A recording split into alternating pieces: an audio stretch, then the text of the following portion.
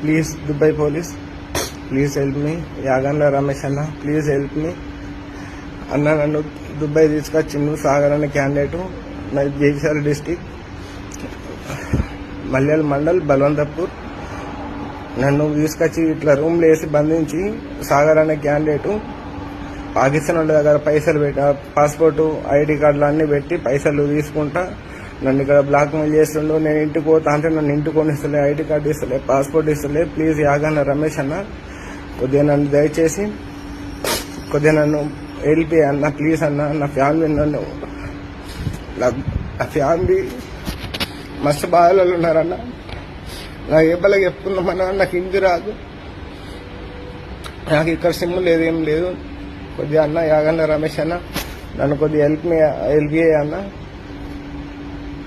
నేను ఈ రూమ్లో ఉన్నా, ఈ రూమ్ లొకేషన్ చెప్తా.